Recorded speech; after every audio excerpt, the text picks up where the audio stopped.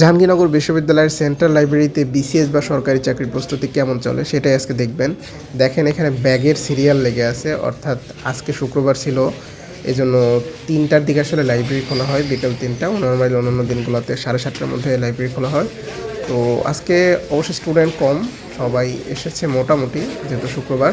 So ব্যাগের serial দিয়ে রাখা হয়েছে। অনেকেই হচ্ছে সিটে বসতে চায় বা ডেস্কে বসতে চায়, যেখানে আসলে সিরিয়াল দিতে হয়। সো আমাকে দেখতে পাচ্ছেন এই যে এখানে এই যে সিরিয়াল। সো নর্মালি অন্যান্য দিনগুলোতে সকালবেলা অনেক বড় সিরিয়াল লেগে থাকে।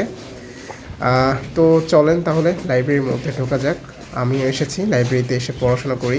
লাইব্রেরিতে পড়াশোনাটা আসলে অনেক ভালো হয়। রুমে থাকলে তো ফোন চালানো হয়, দেখা যায় যে পড়াশোনার পরিবেশটা আসলে থাকে না, সময় নষ্ট হয়ে যায়। লাইব্রেরিতে আসলে আমার একটা নেশার মতো কাজ করে পড়াশোনা। সো ওইদিকে দেখতে পাচ্ছেন সোজা, ওখানে অনেকগুলো টেবিল আছে, এখানে স্টুডেন্টরা বসে।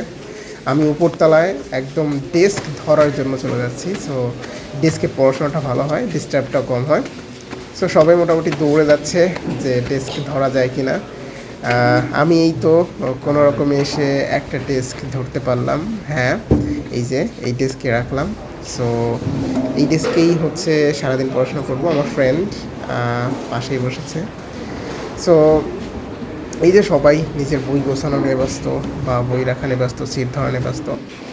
এদিকে এই যে আর এক পাশটা, যেখানে হচ্ছে বিশাল একটা গ্যালারির মতো, এখানে অনেকগুলো টেবিল আছে, চেয়ার আছে।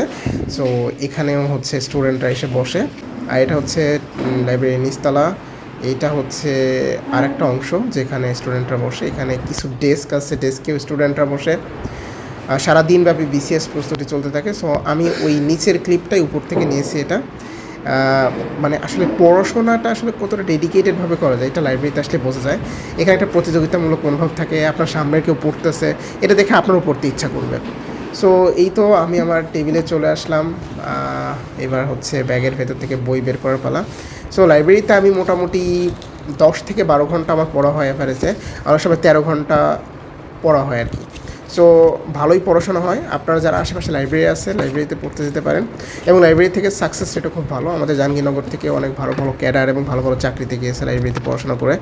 আজকের ভিডিও তাহলে এ পর্যন্তই থাক। পরবর্তী কোনো ভিডিওতে আবারও দেখা হবে। আপনার আশেপাশে যদি লাইব্রেরি থাকে, অবশ্যই লাইব্রেরিতে যান।